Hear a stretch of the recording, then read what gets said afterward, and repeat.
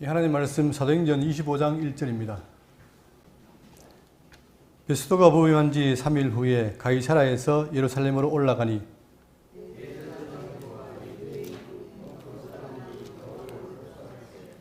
베스도의 회의로 바울을 예루살렘으로 옮기기를 청하니 이는 길에 매버 가였다가 그를 죽이고자 함이더라.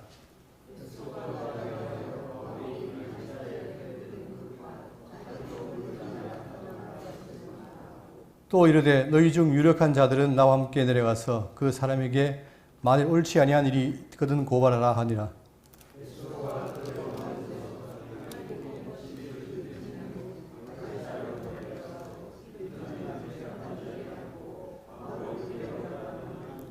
그가 나오매 예루살렘에서 내려온 유대인들이 둘러서서 여러 가지 중대한 사건으로 고발하되 능히 증거를 대지 못한지라.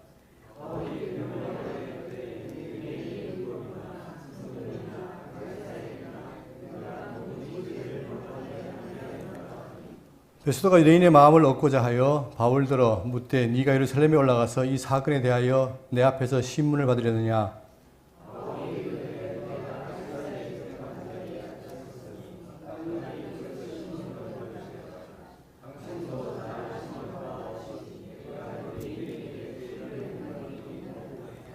만일 내가 불의를 행하여 무슨 죽을 죄를 지었으면 죽기를 사용하지 아니할 것이나 만일 이 사람들이 나를 고발하는 것이 다 사실이 아니면 아무도 나를 그들에게 내줄 수 없나이다. 내가 가이사에게 상소하노라 한대.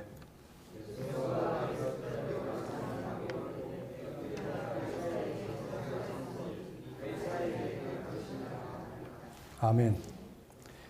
예, 사도행전 이제 34강입니다. 이제 곧 사도행전이 끝날 텐데 지금 이 사도행전 가운데서 1, 2, 3차전도 끝나고 마지막 로마 행위 남아있죠. 남아있는데 상당히 긴 시간 동안에 바울이 예루살렘과 가이사라에서 계속해서 신문을 받고 재판을 받잖아요. 근데 물론 죄가 없다는 게 드러났지만 그래도 계속해서 그것이 반복되고 있습니다. 우리 지난번 거슬러 가보면은 21장 27절부터가 이제 바울의 로마 행위인데 21장에 바울이 많은 사람들이 말려도 불구하고 예루살렘에 갔습니다. 갔을 때에 장로들을 만났는데 만나면 반갑게 보고를 하고 나서 장로들이 말하기를, 많은 유대인들이 와가지고 말하기를 바울이 모세를 배반하고 그다음 사람들에게 할 일 해가지 말라 하고 그리고 관습을 짓지 말라 했다라고 해서 비난을 했습니다. 이걸 무마하기 위해서 4명의 결례를 행한 사람이 있는데 자, 그 사람들이 서운한 사람들에게 결례를 행함으로 오해를 풀기 위해서 했지만 그러나 그것이 한 중간에 발각됨으로 인해가지고 결국은 군중들이 바울을 죽이게 됐어요.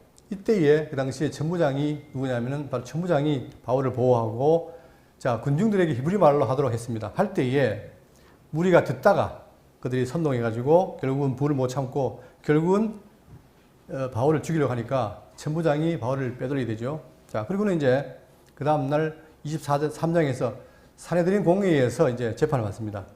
대제사장 아나니아와 그 다음에 바울이 서로 신문한 관계가 있었는데 그때에 이 부활 문제로 바리새인과 사두개인에서 다툼이 생겼죠. 자, 그리고 결국은 그들이 다툼을 하다가 바울을 죽이려고 애를 쓰고 심지어는 바울을 죽이기 전에는 물도 안 마시겠다는 사람이 40명이나 결설하게 됐습니다. 자, 이러니까 이제 상황이 심각하고 또 이 천부장은 바울이 로마 시민권자라는 걸 알기 때문에 바울을 보호해야 되죠. 그래서 급히 그를 가이사라로 이동시킵니다. 자, 이동시켜서 지난 시간 24장은 바로 뭐냐면 가이사라에 있는 총독 벨릭스에게 재판을 받습니다. 처음으로 재판을 받는데 그때에 대제사장 아나니아와 장로들이 와가지고 변호사 더들로와 함께 바로 바울을 고발했습니다. 그러나 아무리 바울을 고발해도 죄가 안 나온 거죠. 안 나오니까 재판 결과 죄가 없는데도 불구하고 이 벨릭스 총독이 유예합니다. 판결 내리지 않고 그냥 구류시켜 놓죠. 그리고는 2년이 지납니다. 2년이 지나니까 또 누가 됐느냐? 이 벨릭스 총독 이어서 베스도 총독이 새로 부임하게 되죠. 오늘은 25장은 바로 뭐냐면 이 새로운 신임 총독인 베스도 앞에서의 또 신문, 바울의 신문이 있겠죠. 자, 그러니까 지금까지 보면은 공식 재판은 딱 지금 오늘까지 3번이에요. 첫 번째가 산헤드린 공회에서 그리고 벨릭스 총독에게서 오늘은 바로 이 베스도 총독 앞에서 하는 재판입니다. 25장 1절에 베스도가 부임한 지 3일 후에 가이사라에서 예루살렘으로 올라가니 자, 처음 부임한 총독이 당연히 어떻게 됩니까? 그 당시에 예루살렘이 중심지고 많은 유력한 자이기 때문에 가서 인사하고 자기가 처음 부임했다는 사실을 알리는 게 중요하죠. 그래서 올라가게 됩니다. 자, 대장들과 유대인 중 높은 사람들이 바울을 고소할세. 여기 보면 대장들이라고 하죠. 원래 대장은 한 사람의 종신직인데 이 당시에는 정치적으로 로마의 지배를 받다 보니까 로마 황제에 의해서 자꾸만 되게 교체가 되는 거예요. 그러다 보니까 많은 사람이 대장들 하다 보니까 다 합쳐서 대장들이라고 복수를 말하고 있습니다. 그리고 유대인 중 높은 사람들이 바울을 고소할세. 계속해서 이제 고소를 하게 되죠. 그리고 이 당시에 대장은 누구냐면은 바로 아나니아에 이어서 바로 팝이라는 사람, 이스마엘이라는 사람이 대장이었는데 이때 그걸 누가 세웠느냐? 아그리파 2세라는 왕이 그를 세우게 됩니다. 자, 이어서 그들이 이제 계속해서 바울을 바뀌어도 계속해서 바울을 고소하게 되는 거죠. 자, 3절입니다. 베스도의 호의로 바울을 예루살렘으로 옮기기를 청하니 이는 길에 매복하였다가 그를 죽이고자 함이더라. 유대인들은 딴 게 없습니다. 그냥 바울을 죽이는 게 목적이에요. 죄가 있건 없건 간에 그들 이미 벌써 심정적으로 그들은 바울이 율법을 배반했다라고 낙인을 찍었기 때문에 일단 바울을 죽이는 게 목적이잖아요. 그러니까 어쨌든 간에 바울을 죽이려고 이제 혈안이 됐는데 그러다 보니까 신임 총독이 베스도에게 말하기를 예루살렘으로 옮겨달라라고 얘기한 거예요. 그러니까 이제 신임 총독이 왔을 때에 유력자들이 그렇게 제안을 하니까 거부하기 쉽지 않지 않습니까? 자, 그래서 근데 왜 그랬느냐? 길에 매복하였다가 그를 죽이고자 합니다. 아무리 봐도 바울의 죄를 정할 게 없어요. 종교적인 문제 말고는 정할 게 없기 때문에 그들은 죽일 길이 없다 보니까 결국은 어떻게 꾀를 쓰는 거죠. 그래서 바울을 죽이려고 예루살렘을 옮기게 해달라. 그럼 옮기는 기간에 어떻게 됩니까? 그들이 매복했다가 바울을 죽이려고. 그렇게 그들은 바울을 죽이는데 모든 것이 다 집중되었습니다. 4절 베스도가 대답하여 바울이 가이사랴에 구리된 것과 자기도 멀지 않아 떠나갈 것을 말하고. 자, 이 보면 베스도 만만치 않죠. 그런 제안에 선뜻 내주는 게 아니라 말하기를 뭐냐면 바울이 가이사랴에 구류된 것과 자, 지금 바울이 가이사랴에 있는데 그것이 그냥 있는 게 아니라 구류되어 있다. 자, 또한 자기도 멀지 않아 떠나갈 것을 말하고 나도 곧 가이사랴로 간다. 그러니까 굳이 바울을 예루살렘으로 끌고 안아도 어떻게 됩니까? 가서 재판하면 되니까 그렇게 넘어가는 거죠. 자, 그러면서 또 이르되 너희 중 유력한 자들은 나와 함께 내려가서 그 사람에게 만일 옳지 아니한 일이 있거든 고발하라. 자, 이 유력자들은 대장들과 장로들을 가리키는 말인 것 같아요. 그래서 그들이 나와 함께 내려가서 그 사람에게 만일 옳지 아니한 일이 있거든 고발해라. 계속해서 어떻게 됩니까? 문제가 있다면 고발해라. 그러면 고발해서 죄가 있으면 판결받으면 되니까 라고 제안하는 거죠. 베스도가 그들 가운데서 8일 혹은 10일을 지낸 후 가이사랴로 내려가서 이튿날 재판 자리에 앉고 바울을 데려오라. 자, 아까 말씀드렸지만 바울이 지금 세 번째죠. 첫 번째가 아까 사내들인 공의에서 재판을 받았고 공식적으로, 두 번째 벨리스 총독 때 받았고 이번엔 세 번째입니다. 세 번째 이제 또 말하게 된 거예요. 그런데 두 번 통해서 어떻게 됩니까? 죄가 나타났어요, 안 나타났어요? 없었죠. 그러면 더 이상 죄가 없는데도 불구하고 계속해서 고발을 하는 거예요. 왜? 목적은 뭐예요? 끝까지 죽이기 위한 게 목적이니까. 7절 그가 나오매 예루살렘에서 내려온 유대인들이 둘러서서 여러 가지 중대한 사건으로 고발하되 능히 증거를 대지 못하니라. 고발을 하는데 그 고발한 것에 대해서 어떻게 돼요? 뭘 못합니까?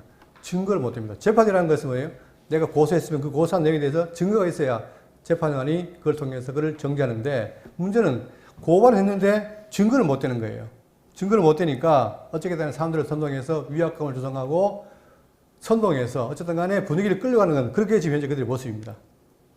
자, 그러면서 하는 말이 뭐냐면 8절에 바울이 변명하여 이르되 유대인의 율법이나 성전이나 가이사에게나 내가 도무지 죄를 범하지 아니하였노라 하니. 자, 결국 그들의 제목이 뭐냐면은 제목은 사도행전 21장 21절에 네가 이방에 있는 모든 유대인들을 가르치되 모세를 배반하고 아들들에게 할례를 행하지 말라 또 관습을 지키지 말라 한다함을 그들이 들었도다.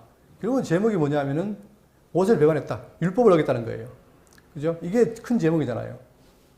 그 다음에 사도행전 20장 28절에 외치되 이스라엘 사람들아 도우라. 이 사람은 각처에서 우리 백성과 율법과 이것을 비방하여 모든 사람을 가르친 그 자인데 또 헬라인을 데리고 성전에 들어가서 이 거룩한 것을 더럽혔다 하니.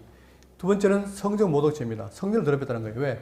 이방인들은 들어갈 곳이 이방의 뜰까지만 들어가는데 바울은 그렇지 않고 그를 데리고 가지 못할 곳에 들어갔다. 그래서 결국은 바울이 성전을 못 오겠다라고 그렇게 하는 거죠.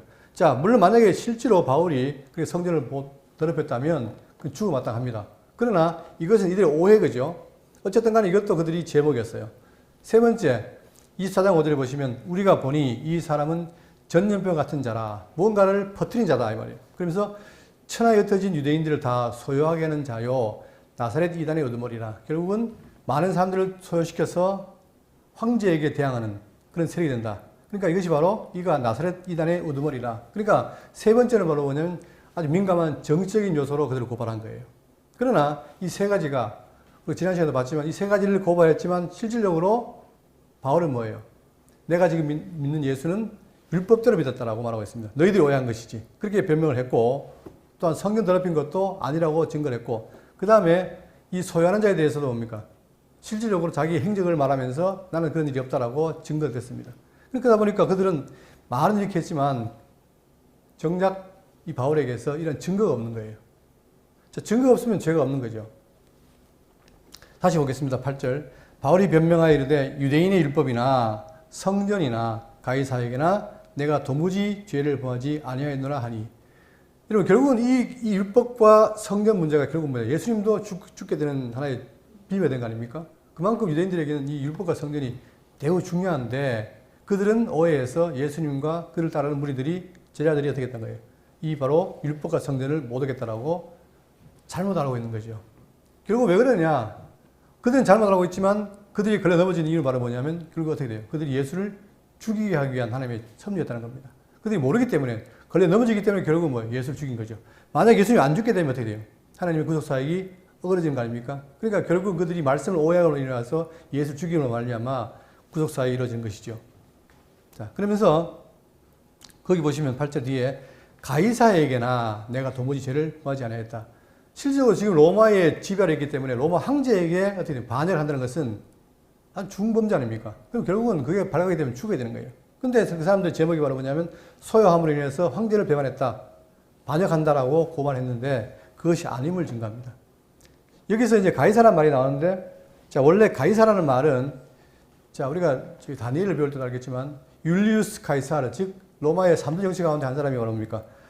폼페이우스 가이사르 크레수스가 3대 정치인데 그 중에서 바로 가이사르가 율리우스 가이사르가 바로 한 명이었는데 그가 나중에 죽게 되죠. 죽으니까 누가 차지합니까? 그 이어서 양자인 가이우스 율리우스 카이사르 옥타비아누스 이름이 긴데 자 가이우스 율리우스 가이사르 옥타비아누스 자 이 사람이 초대 황제입니다. 여기 보시면 옥타비아누스가 초대 황제고 티베리우스 칼리굴라 클라우디우스 그 다음에 네로 갈바 자 네로가 중요한데 왜냐하면 지금 이 바울이 있는 이 시대가 바로 뭐예요? 네로 황제 시대란 말입니다. 그러니까 이렇게 오는데 자 문제는 그들에게 뭡니까? 다 가이사라고 입었습니다. 가이사.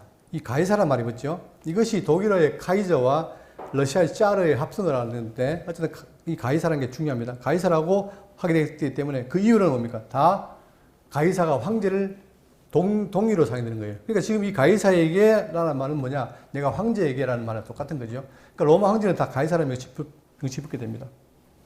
그리고 그 중에서 이 옥타비아누스는 초대 황제는 아우구스투스라는 이름을 다 받게 되죠. 그것은 바로 로마 원로원에게 존엄자라는 명칭을 받게 됐고 그것으로 인해서 로마 제정, 즉 황제 시대가 열리게 된 거예요.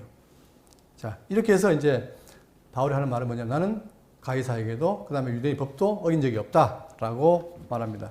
9절 베스도가 유대인의 마음을 얻고자 하여 바울더러 묻되 네가 예루살렘에 올라가서 이 사건에 대하여 내 앞에서 신문을 받으려느냐. 자, 처음에는 거절했잖아요. 유력자들에게 했을 때 거절했지만 그러나 또 뭘 생각해야 되느냐. 이 베스도는 초대 총자 새로 구매한 총독이기 때문에 유대인의 마음을 잘 얻어야 돼요. 만약 유대인하고 척지게 되면 장차 자기가 총독 임무도 하기도 힘들고 만약에 유대인들이 황제에게 이 총독에 대해서 상소를 하면 결국은 잘못하면 총독에서 잘라지게 되죠. 그렇기 때문에 함부로 할 수 없는 거예요. 그래서 유대인의 마음을 얻고자 하여 바울더러 묻되 네가 예루살렘에 올라가서 이 사건에 대하여 내 앞에서 신문을 받으려느냐. 이 말은 뭡니까? 결국은 바울에게 만약에 예루살렘으로 가게 되면 어떻게 해요? 항상 유대인들은 그 사이에 매복해서 죽이려고 하잖아요. 그 때문에 바울은 아는 거죠.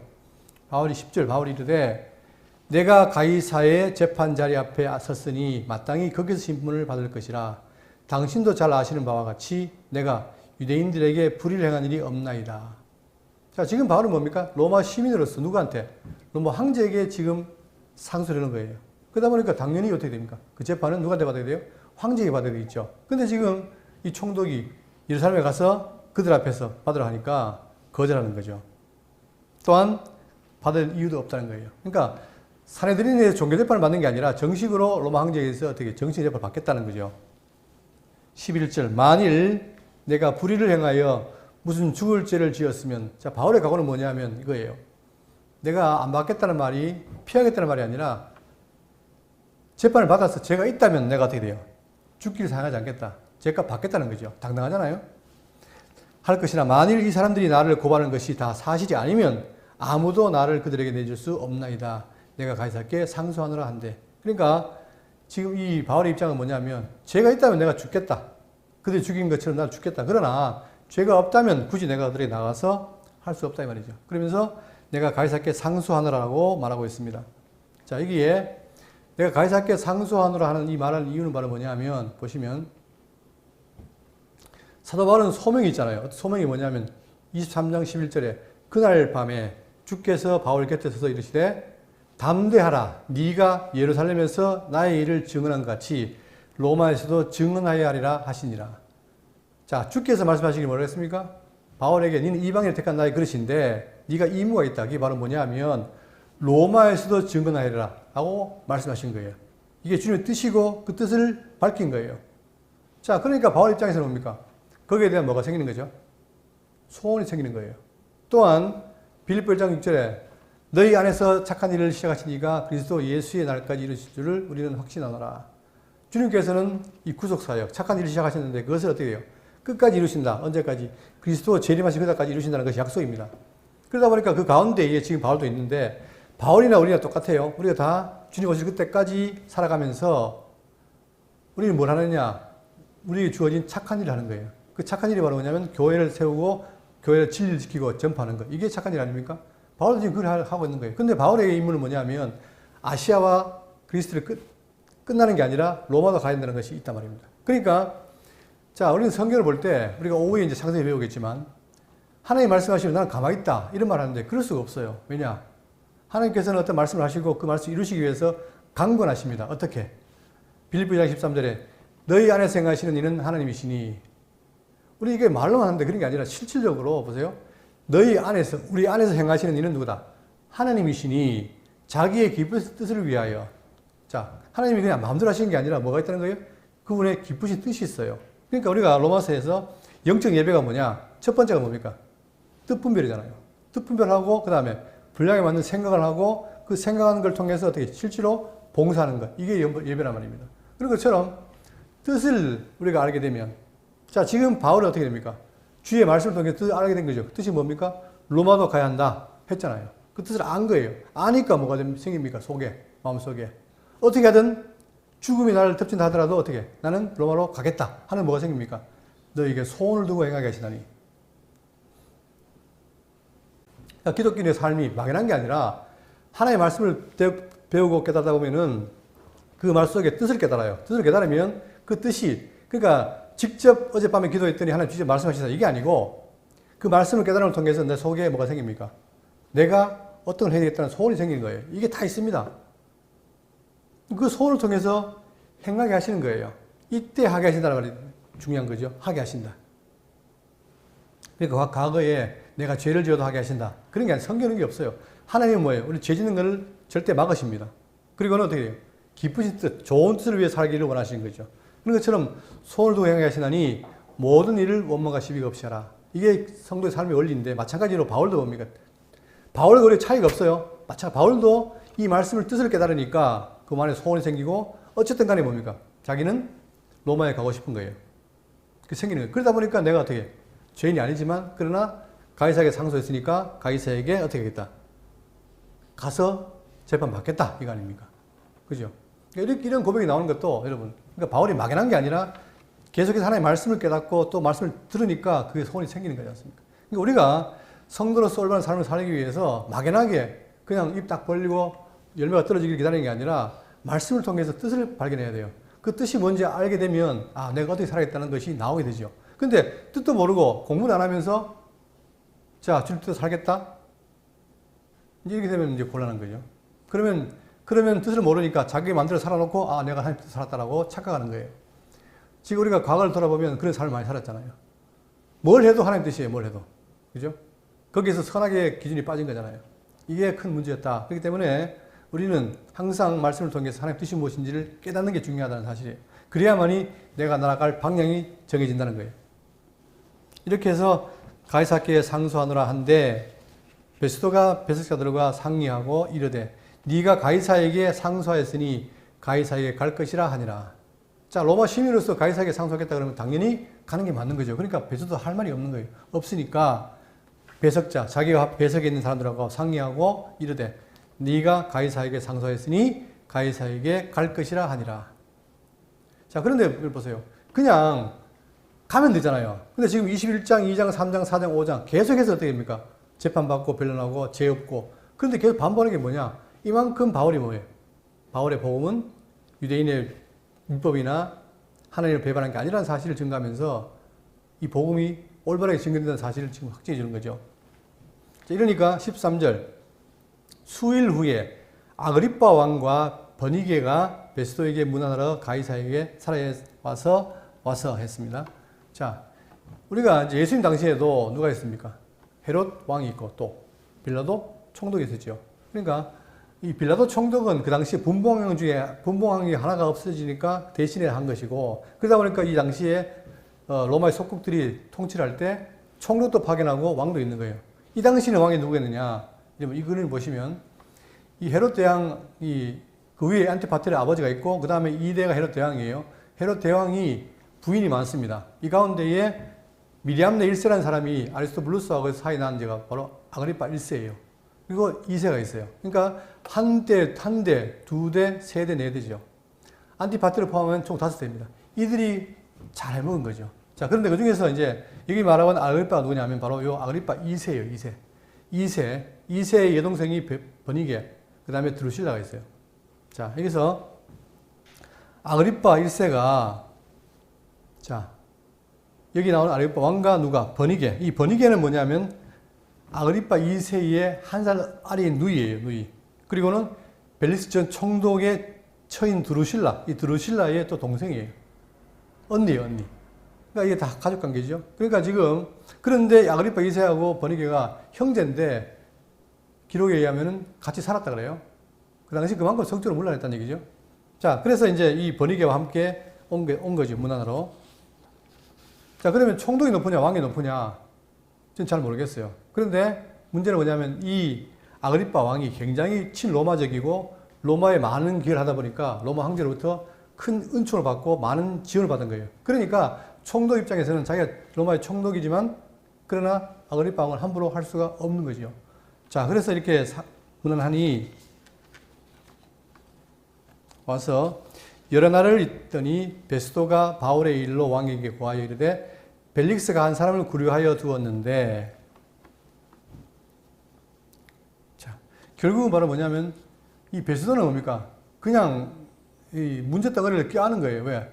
실제로 자기는 모르는데 자기 전 총독인 벨릭스가 그냥 이 바울을 판정을 내려서 죄가 있다 없다 하면 될 텐데 안 하고 그냥 구류해 두고 넘긴 거예요. 넘기니까 자기는 부임해 보니까 이 문제가 있는 거예요. 더군다나 바울이 그냥 죄수가 중요한 게 아니라 그로 인해서 계속 유대인들이 소요를 일으키고 자기 힘들게 하니까 바로 그런 표현이죠.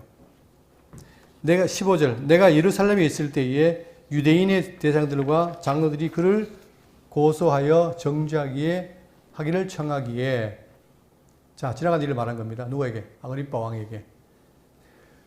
내가 대답하되 무릇 피고가 원고들 앞에서 고소사건에 대하여 변명할 기회가 있기 전에 내주는 것은 로마 사람의 법이 아니라 하였노라. 자, 그러니까 이 로마법은 그냥 바로 죄를 정하는 게 아니라 반드시 뭡니까? 이 피고에게 변명할 기회가 주는 거예요. 그 변명을 통해서 죄가 있으면 그를 부활하는 것이고 그렇지 않으면 부활하지 않는 것이 바로 로마의 법이다. 이걸 말하면서 17절 그러므로 그들이 나와 함께 여기 오매 내가 지체하지 아니하고 이튿날 재판자리에 앉아 명하여 그 사람을 데려왔으나 자, 똑같은 일이 계속 반복되는 겁니다. 또 데려오고 재판하고 데려오고 재판하고 해도 결론은 안 나고 그러나 실제로 죄는 없고 18절 원고들이 서서 내가 짐작하던 것 같은 악행의 혐의는 하나도 지시하지 아니하고 보십시오. 혹시나 그들이 고발하니까 뭔가 있을까라고 짐작했단 말입니다. 짐작했는데 실제로 뭡니까? 악행의 혐의는 하나도 제시하지 아니하고. 그러니까 사람이 실제로 죄가 있어서 누구를 지금도 마찬가지입니다. 이 정치 세계에서 사람이 문제가 있어서 그런 게 아니라 그냥 저 사람이 싫으면 죽여야 되는 거예요. 여러 재판을 통해 죽여야 되고 그런 거죠. 그런 것처럼 지금 유대인들은 종교의 민감하다 보니까 바울이 싫단 말입니다. 싫으니까 어쨌든 죽여야 되는 거예요. 그러나 그 악행은 제시 못하고 이게 현실이란 말입니다. 근데 지금 이 베스도 총독도 마찬가지입니다. 무엇인가가 악행이 있으면 자기가 판결할 텐데 없다는 거예요. 지금까지 계속 그랬잖아요. 천부장도 그랬고 계속 그들은 뭐냐? 그들은 정치인들이기 때문에 누구를 판단할 때 죄를 보는 겁니다. 근데 죄가 없다는 거예요. 그것도 하나도 제출하지 아니하고 그냥 죽여라. 그 죽일 수 없잖아요. 왜? 자기도 지위가 있고 책임이 있는데. 19절 오직 자기들의 종교와 또는 예수라 하는 이가 죽은 것을 살아있다고 바울이 주장하는 그 일에 관한 문제로 고발하는 것뿐이라. 자, 자기들의 종교, 율법 문제, 그 다음에 예수라는 이가 죽은 것을 살아있다고 바울이 주장하는 그 일에 관한 문제, 즉 예수님의 부활 문제 이거예요. 자, 그러면 여러분 바리새인들이 부활을 믿죠. 그러니까 부활 문제가 나오니까 바리새인과 사두개인이 나눠졌잖아요. 그렇지만 자, 문제는 뭐냐면 자, 부활을 믿지만 여기서 문제가 되는 게 뭐냐면 만약에 예수의 부활을 인정해버리면 어떻게 됩니까? 뭘 인정하는 거에 돼요? 예수가 누구다? 구약에 언약한 메시아를 인정해야 되잖아요. 이게 어려운 거예요. 근데 부활을 믿지만 성경이 말하는 그 부활을 메시아가 예수님이 이뤘다는 사실을 말할 수가 없는 거예요. 왜? 그 순간 그들은 뭐예요? 지금까지 자기들이 핍박했던 그 예수에 대한 것을 모든 걸 인정하기 때문에 이게 딜레마인 거죠. 그러니까 골치가 아픈 거예요. 문제가 혼란스럽고 이 문제가 어떻게 처리할까 고민스러운 거예요. 왜? 쉽게 답이 안 내려지니까. 21절 바울은 황제의 판결을 받도록 자기를 지켜주기를 호소하므로 내가 그를 가이사에게 보내기까지 지켜두라 명하였노라 하니 결국은 바울이 이렇게 청하니까 더군다나 바울이 로마 시민이어서 바울이 청하는 것을 내가 어떻게 돼요? 거절할 수 없어서 맡겨뒀다. 지켜둬라 했다. 이죠 22절 아그리빠가 베스도에게 이르되 나도 이 사람의 말을 듣고자 하노라. 베스도가 이르되 내일 들으시리라 하더라. 물론 다음 시간에 또 나오겠지만 드디어 이제 이 아그리빠 왕이 듣고 싶은 거예요. 나도. 여기서 우리말에 나도 돼 있지만 실제로 보면 굉장히 강조하는 편입니다. 강조해서 직접 내가 들어봐야 되겠다라고 하는 이 아그리빠 왕의 의지가 보이는 거예요. 자, 그런데 이 상황을 보시면 예수님과 유사하죠. 뭐가 유사하냐면 예수님도 어떻게 됩니까? 누가복음 23장 1절에 무리가 다 일어나 예수를 빌라도에게 끌고 가서 고발하여 이르되 우리가 이 사람을 보매 우리 백성을 미혹하고 가이사에게 세금 바치는 것을 금하며 자칭 왕 그리스도라 하더이다 하니 빌라도가 예수께 물어 이르되 네가 유대인의 왕이냐 대답하여 이르시되 네 말이 옳도다. 빌라도가 제사장들과 무리에게 이르되 내가 보니 이 사람에게 죄가 없도다 하니 무리가 더욱 강하게 말하되 그가 온 유대에서 가르치고 갈릴리에서부터 시작하여 여기까지 와서 백성을 소동하게 하나이다. 빌라도가 듣고 그가 갈릴리 사람이냐 물어. 똑같은 거예요. 빌라도도 뭡니까? 이 예수님을 뭔가 처리해야 되겠는데 자기 보기에는 뭐가 없어요? 죄가 없는 거예요. 그런데 백성은 죽이라 그러고 난감한 거예요. 난감하니까 그때 뭘 알게 된 거예요. 아, 이가 갈릴리 사람이다 말을 듣고 그때 갈릴리를 누가 다스렸습니까? 헤롯 왕이 있는 거예요. 그러니까 헤롯 왕이니까 그 헤롯이 갈릴리에 가다라는 걸 알고 7절 헤롯의 가늘에 속한 줄 알고 헤롯에게 보내니 그때의 헤롯이 예루살렘에 있더라. 그러니까 서로 지금 책임을 미는 거예요. 왜? 죄는 없고 죽일 수는 없고 그런데 백성은 죽이라 그러고 근데 이 장면이 어떻게 돼요? 지금 예수님 장면이나 지금 바울의 모습이랑 똑같다는 말입니다. 즉 예수님 때는 빌라도 총독과 헤롯 왕이 공의 그랬고 바울 때는 어떻게 돼요? 베스도와 아그리빠 왕. 결국 물론 아그리빠는 약간 허위적이겠지만 그러나 상황이 똑같다 이 말입니다. 헤롯이 예수를 보고 매우 기뻐하니 이는 그의 소문을 들었으므로 보고자 한지 오래였고 또한 무엇이나 이적 행하심을 볼까 바랐던 연고로라. 결국은 이러한 비슷한 상황을 통해서 바울은 고난을 겪게 됩니다.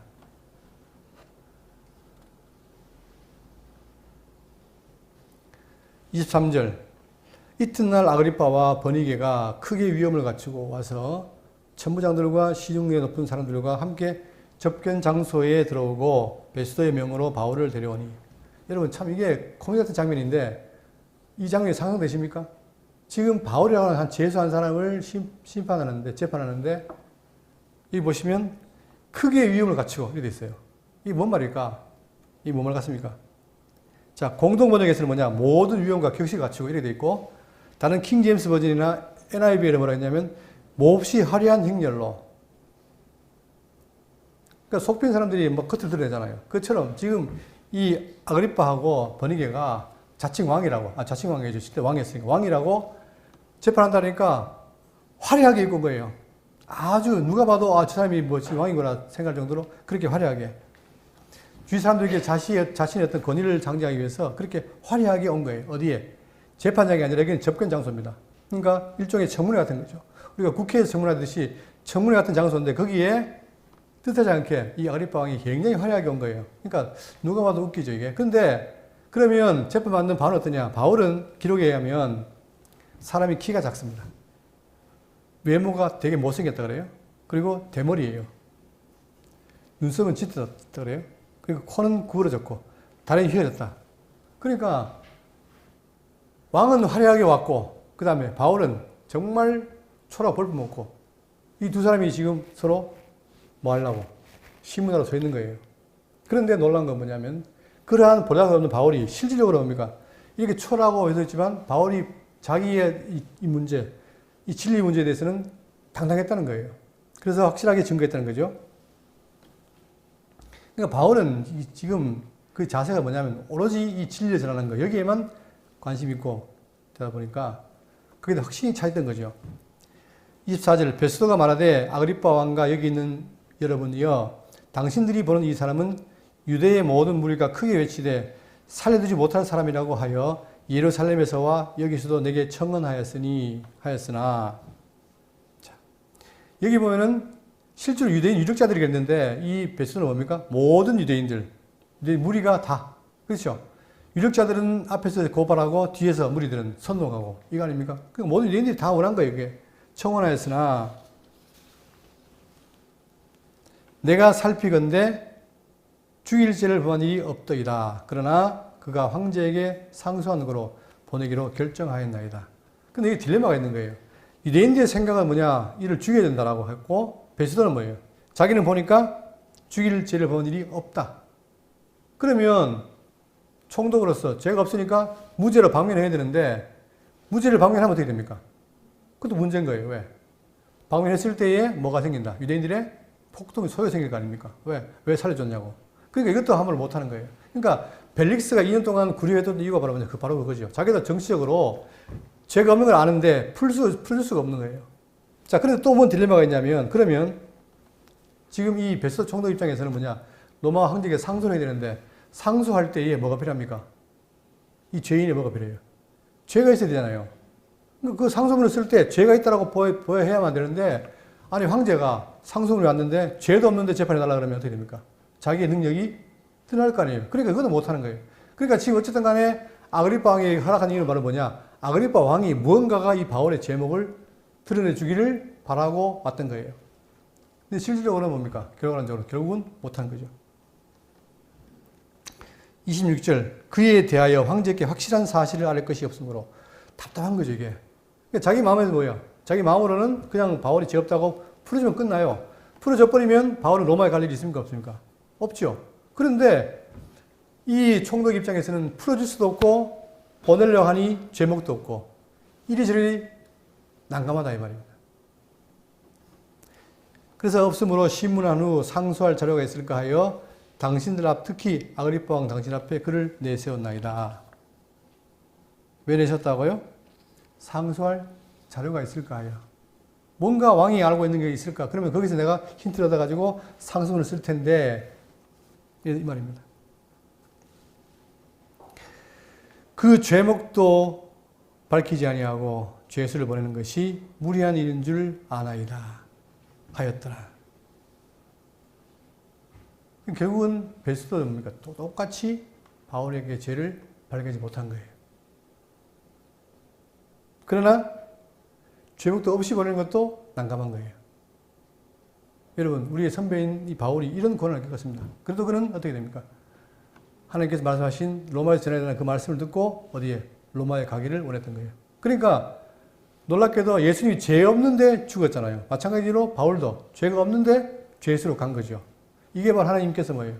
복음을 전 세계, 자, 오직 성이 너희에게 마시면 너희가 권능을 받고 예루살렘과 온 유다와 사마리아와 땅 끝까지 이르러 증인이 되리라. 지금까지 자, 예루살렘과 온 유다, 사마리아, 그 다음에 아시아, 그 다음에 헬라반도 됐잖아요. 이제 남은 거 뭡니까? 진짜 땅 끝인데 그 땅 끝을 정하기 위해서 하나님께서 바울에게 뭘 소망을 준 겁니까? 로마에 가라. 왜? 로마에서는 전 세계로 연결되니까. 로마에 가서 증가라는 사실을 그에게 소원을 줬고, 그러니까 바울은 놀랍게도 거기에 가게 됩니다. 그런데 그가 죄수명으로 갔지만 실제로 죄가 없다는 사실.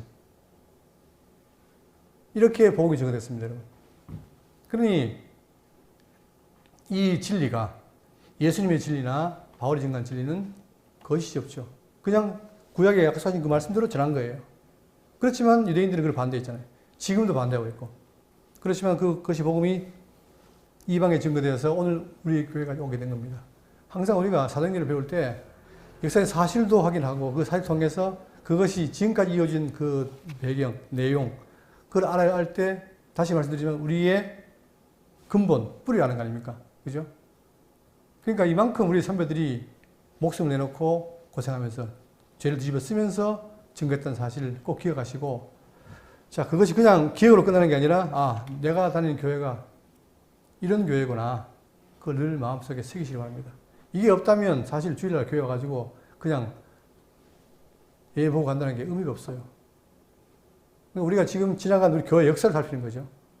이렇게 어려운 가운데 교회가 여기까지 왔다는 사실. 다시 한번 기억하시면서 우리가 대구 장로교회 성도된다는 사실을 그 자부심을 갖고 정말 우리도 복음을 위해서 살아가는, 착한 일을 위해 살아가는 여러분 되시기를 간절히 바라겠습니다.